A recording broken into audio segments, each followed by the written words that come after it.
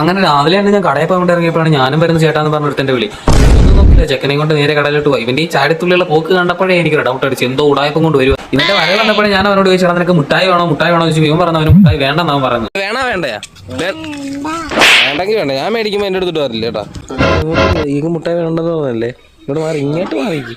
ഇങ്ങോട്ട് മുട്ടായി ഒന്നും ഇല്ല. A few moments later.